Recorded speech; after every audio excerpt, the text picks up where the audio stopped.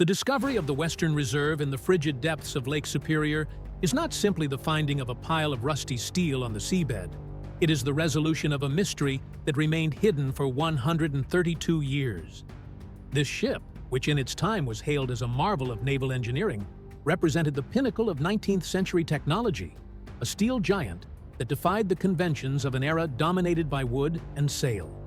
Its sinking in 1892 was a tragedy that shocked the society of the time, leaving an open wound in the history of navigation on the Great Lakes that only now, thanks to an exploration technology that no one at the time could have imagined, is beginning to heal.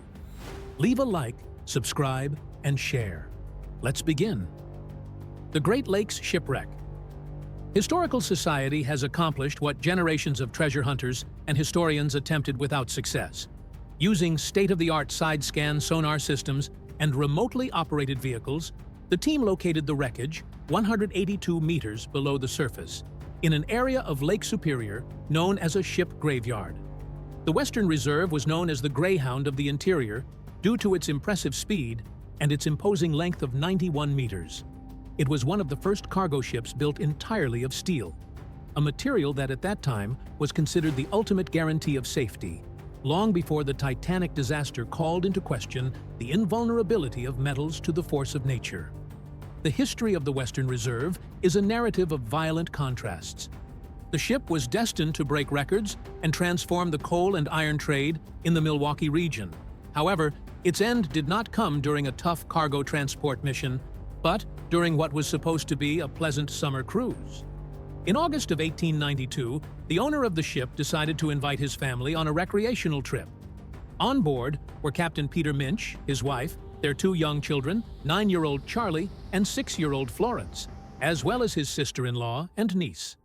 The ship was sailing without ballast, light on the water, which under normal conditions allowed it to reach amazing speeds, but in the face of a sudden storm became its death sentence. Lake Superior is famous for its drastic and deadly weather changes. In Whitefish Bay, between the borders of Michigan and Canada, an unexpected gale broke out, transforming the water into a chaos of gigantic waves. Lacking cargo to stabilize it, the Western Reserve was tossed about by the wind and waves like a paper toy. The structural pressure on the steel hull was so great that the ship literally broke in two. This moment must have been terrifying for the 27 people on board, who watched as their supposedly unsinkable shelter gave way to the physical pressure of the water. The ship sank quickly, taking with it hopes, records, and human lives. Of the 27 people who started that journey, only one lived to tell the tale. Harry Stewart, the ship's helmsman, became the sole witness to the catastrophe. His story is a chronicle of extreme survival that borders on the miraculous. After the initial sinking, the survivors tried to use the two available lifeboats, one made of metal and the other of wood. The metal boat, which paradoxically followed the philosophy of modernity of the main ship, capsized almost immediately due to the violence of the storm. Stewart managed to get onto the wooden boat, which was already flooded and overloaded with desperate people. For 10 agonizing hours, the shipwrecked survivors fought against hypothermia and the waves until the small boat also succumbed and capsized. Stewart was the only one who had the physical strength and willpower to swim more than a mile in turbulent waters to reach the shore. His testimony allowed the authorities of the time to understand the magnitude of the disaster, but the exact location of the shipwreck remained a mystery. Lake Superior, with its abyssal depths and constant near-freezing temperatures, is a perfect conservator, but a jealous guardian. It was not until the implementation of Marine Sonic Technology's side-scan sonar technology, installed on the research vessel David Boyd, that the veil of mystery began to lift. This sonar technology works by sending out acoustic pulses that bounce off the bottom of the lake, creating a detailed image of the underwater topography. In an environment where sunlight does not penetrate and the pressure is crushing, sound becomes the eyes of the researchers. By processing the received signals, the members of the Historical Society detected an anomaly in the background that did not correspond to natural geological formations. By sending in a remotely operated vehicle, equipped with high-definition cameras and powerful lighting systems, the suspicions were confirmed. There, in eternal darkness, lay the Western Reserve, split in two pieces with its bow curiously resting on its stern, forming a ghostly structure that testifies to the violence of its end. Daryl Ertel, the company's director of marine operations, has expressed deep discomfort at seeing these remains. The image of the broken ship so far from the coast underscores human vulnerability to the elements. The fact that Captain Minch felt safe enough to bring his young children on board demonstrates that confidence in late 19th century steel technology was absolute. This finding serves as a grim reminder that the Great Lakes can be just as dangerous as any ocean, regardless of the time of year or how advanced the vessel's engineering is. The discovery of the Western Reserve is part of a series of findings made by the Great Lakes Shipwreck Historical Society, which has located 13 major shipwrecks in the past 3 years.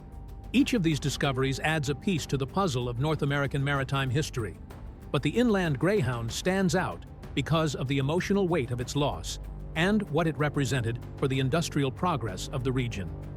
The ship was designed to be an engine of the economy, a massive coal transporter that would feed Milwaukee's factories, but it ended up being a steel tomb for an entire family. The preservation of the ship at a depth of 182 meters is exceptional. Due to the lack of oxygen and the low temperatures of Lake Superior, steel does not degrade in the same way it would in the salt water of the ocean. Images captured by the remote vehicle reveal surprising details of the ship's construction, allowing underwater archaeologists to study riveting techniques and structural design that would otherwise have been lost. It is a time capsule that allows us to better understand the transition from the age of wood to the age of steel in commercial shipping. The impact of the shipwreck in 1892 was such that it changed the perception of safety on the lakes. If the most modern, fastest, and most resilient ship could be destroyed by a summer storm, then no ship was truly safe. This lesson, paid for with 27 lives, influenced the development of better weather prediction systems and the demand for better ballast protocols for ships sailing empty. The Minch tragedy was not in vain, as it forced naval engineers to consider not only the strength of the material, but also the dynamic stability of ships under extreme conditions. Today, the shipwreck site is considered a historical landmark and a memorial to the deceased. The Shipwreck Historical Society has no plans to refloat the ship, as its structural integrity is fragile, and the cost would be prohibitive, in addition to the respect due to a site where so many people, including children, lost their lives. The current approach is digital documentation and the creation of three-dimensional models using information obtained by the sensors and cameras of the remotely operated vehicle. This will allow students, historians, and the general public to explore the Western Reserve virtually, keeping the memory of its history alive without disturbing its final rest. Leave a like, subscribe, and share. The technology that made this discovery possible is, in itself, a marvel that Harry Stewart's contemporaries would have considered magic. The ability to map the bottom of a lake with centimeter-level accuracy and to send robots to depths where a human diver could not survive without extremely complex equipment is a testament to human ingenuity.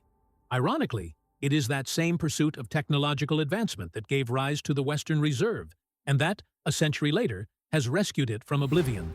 The circle is completed with this discovery, uniting the past of the Industrial Revolution with the present of the digital age and underwater robotics. The account of Helmsman Stewart, which for more than a century was the only connection to what happened that August night, now has the physical backing of underwater evidence. The wreckage confirms the violence of the event and the veracity of his description of how the ship broke apart.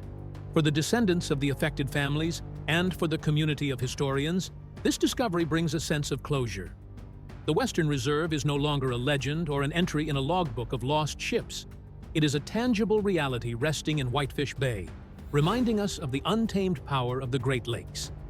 The work of the Historical Society continues, driven by this success and by the conviction that every sunken ship has a story that deserves to be told.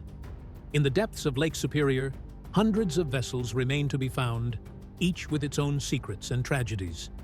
However, the Western Reserve case will remain one of the most significant due to the combination of its historical importance, the family tragedy that surrounded it, and the incredible odyssey of its sole survivor.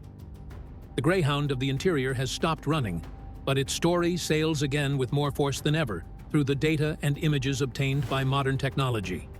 This finding also highlights the importance of organizations dedicated to underwater archaeology, which often operate with limited resources, but with great dedication. The annual Ghost Ships meeting in Manitowoc, where the details of the discovery were revealed, has become a vital forum for sharing these advances. The collaboration between technologists, historians, and archaeologists is what allows these metal and wood sanctuaries to come to light, offering lessons about the past that are applicable to maritime safety today. The story of the Western Reserve is a reminder that, even as technology advances and we feel safer, nature always retains its ability to surprise us and remind us of our own fragility. As exploration techniques continue to evolve, more details about the ship's internal condition and any personal belongings that may still be inside are likely to be discovered. Each additional discovery will help reconstruct daily life aboard a late 19th-century freighter, providing an intimate glimpse into a time of great transformation. For now, the Western Reserve remains in its cold water grave, protected by the depths and the respect of those who have managed to find it, serving as a beacon of knowledge and a silent monument to bravery and tragedy in the waters of Lake Superior. The legacy of the Western Reserve extends far beyond its steel structure. Its loss prompted a review of navigation practices that saved countless lives in the decades that followed. Modern maritime safety owes much to the tragedies of the past, and the study of these shipwrecks is crucial to avoid repeating the errors in judgment that led an experienced captain to invite his family on a fatal voyage. Sonar technology and underwater robots don't just find ships. They find lessons in humility and wisdom that time and water had tried to hide. Whitefish Bay will remain a place of mystery and respect. But now, with the Western Reserve located, there is one less ghost wandering its waters. The collected data ensures that the story of the Minch family and the crew will not be lost in the darkness of time. Thanks to sonar technology and the dedication of the Great Lakes Shipwreck Historical Society, the Inland Greyhound has returned home, not to a physical port, but to the history books and the collective memory of a region that never forgot its name. Leave a like, subscribe, and share. See you next time.